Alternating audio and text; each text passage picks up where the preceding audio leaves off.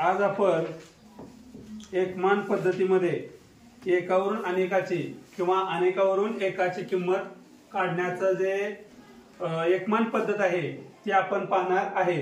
ह्याचाच उपयोग तुम्हाला 7वी मध्ये समचलन आणि व्यस्त चलन शिकण्यासाठी होणार आहे। तर यासाठी एक सोपी ट्रिक आहे आणि ती तुम्हाला मी ही एकमान पद्धतीची ट्रिक आहे तीच आपण समचलनात वापरू शकतो आणि व्यस्त चलनात कोणती वापरायची दोन्ही तुम्हाला सांगणार आहे। तर आज आपण हेच बघूया। या उदाहरणावरून ती ट्रिक समजून घेऊया। काय गणित आहे रे? 10 किग्रा तांदळाची किंमत 325 रुपये आहे, तर 8 किलो तांदळाची किंमत किती? बरोबर।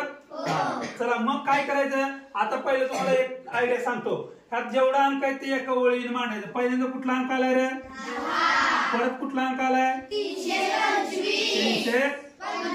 त्याच्यानंतर 8 आणि चौथा अंक आहे का? नाही। त्याला आपण x मानूया। आलं लक्षात? मग काय करायचं बघा, मी तुम्हाला छोट्याशा आकृतीच्या माध्यमातून सांगतो। इथून सुरुवात करायची, खाली जायचं, परत वर जायचं आणि परत इथे येऊन थांबायचं आणि याला असं आडवी सममिती काढून घ्यायची। घेतली? खूप सोपं आहे। आणि मग आता मी असं करतो, 1 नंबरची संख्या, 2 नंबर संख्या, 3 नंबर संख्या आणि 4 नंबर संख्या, ह्या पद्धतीने ह्या संख्या मांडायच्या। चला मांडूया। पहिल्यांदा कुठली संख्या आहे? 10 छेद 325 बरोबर। 3 नंबरला 8 खाली 1 तिरकस गुणाकार मांडूया। चला 10 गुणिले x बरोबर 325। बोलू नका तुम्ही। 325 गुणिले 8 बरोबर। हा मग आपल्याला कशाची किंमत काढायची आहे? x ची। x ला एकट्याला सोडायचं। x ला आणि 10 चं काय नातं आहे रे? गुणाकार। तिकडे गेल्यावर काय होणार आहे?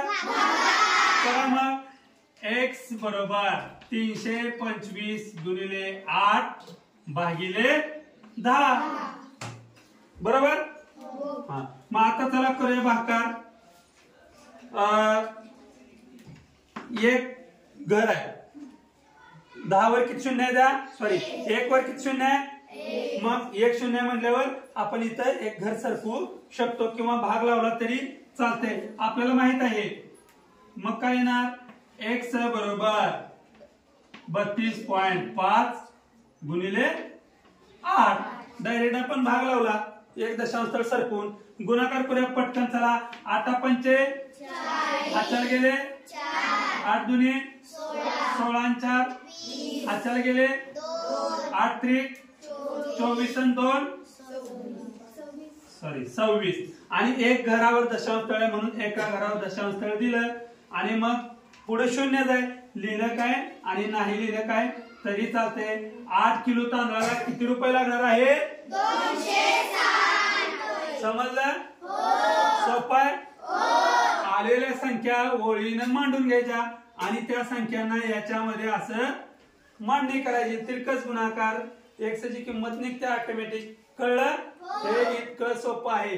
असं गणित आल्यावर गोंधळून जायचं नाही। समजलं?